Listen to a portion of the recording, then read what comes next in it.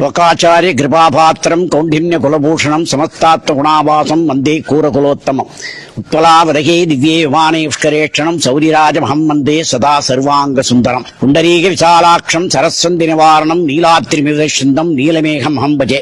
இந்த ஊர் தஞ்சை மாவட்டத்தில் இருந்தது. இப்பொழுது நாகை மாவட்டத்திலே திருக்கண்ணபுரம் என்ற கிராமத்தில் இருந்து நான் 88 வயசானவன் நான் பேசுகிறேன். திரு தமிமுன் அன்சாரி மத நல்லிணக்கத்திலே அவரை போல ஒரு மனிதன் கிடையாது. அவர் எம்எல்ஏவாக இருந்தார். நாகை மாவட்டத்தில் இருந்து இந்த ஊருக்கு என்னென்ன செய்யணுமோ அத்தனை காரியங்களையும் நாங்கள் 2 பேரும் அடிக்கடி சந்திச்சுப்போம். ஆனபடியினாலே அவரை போல ஒரு நல்ல மனிதர், நல்ல ஆட்சி அமைக்கிறதுக்கு அவருக்கு நம்ம எல்லோரும் சேர்ந்து ஓட்டை அவருக்கு நாம் பகிர்ந்துடும். அதுவும் சிதம்பரம் சித்திரகூடம் என்பது அன்று சராசரங்களை வெகுந்த தேத்தி அடலரவ பகையேறி அசுரன்மை வண்ணு இளங்கமணி நெடுந்தோள் 4 தோன்ன விண்முழுதம் எதிர்வரத்தன் தாமமேவி சென்னினிது வீத்திருந்த அம்மான் தன்னை தில்லை நகர் சித்திரகூடம் தன்னுள் திரள் விளங்கும் ஆறுதியோடு அமர்ந்தான்னு அந்த சித்திரகூடத்துல நடன சபாபதி சிதம்பரம் நடராஜர் இருக்கிறார், கோவிந்தராஜ பெருமாள் இருக்கிறார். அப்பேற்பட்ட இடத்துல கிடைச்சது பெரிய பாக்கியம்.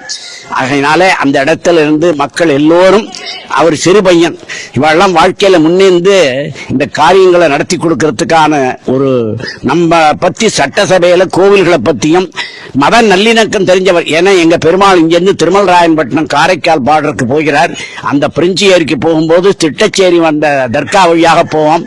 அவர் கிட்டக்க இருந்து எங்களுக்கு எத்தனையோ மரியாதைகள்லாம் பண்ணி இப்பேற்பட்ட மனிதரை நாம் எல்லோரும் ஊக்குவித்து இப்பொழுது வருங்காலத்திலே எங்களுக்கெல்லாம் வயதாகிவிட்டது. இவர்கள்லாம் நாட்டை சுபிட்சமாக நம்ம இந்தியாவை, அதுவும் நம்ம தமிழ்நாட்டை எல்லாருமா சேர்ந்து நல்ல விதமா நடத்தி நல்ல ஆட்சி நமக்கு நடக்கக்கூடிய ஒரு இதை செய்து இந்த நாகை மாவட்டத்திலே அவர் அங்கிருந்து எல்லா காரியம் செய்திருக்கார். சிறு பையன்.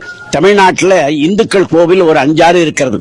திருப்பனையூர், திருப்பகலூர், திருச்சாங்கட்டாங்குடி, திருமருகல், திருக்கண்ணபுரம், சியாத்தமங்கை எல்லாம் வைஷ்ணவ ஸ்தலம், சைவ ஸ்தலம் 2 இருக்கிறது. எல்லாத்துக்கும் கூப்பிட்ட உடனே கூட்ட குரலுக்கு ஓடி வரக்கூடிய ஒரு எம்எல்ஏ அப்படிதான் இருந்தார் இந்த ஊர்ல. சரி பையனால எந்த நிமிஷத்தையும் சொன்னோம்னா ஓடி இருந்தார். மத நல்லிணக்கம் பார்க்க மாட்டார். நம்ம முஸ்லீம், நம்ம இந்துக்கள் சேர்ந்தவர், நம்ம கோவில், நம்ம ஊரு, நம்ம பக்கம் அப்படிங்கிற ஒரு இதுல ரொம்ப நன்றாகவே நடத்தி கொடுத்தார்.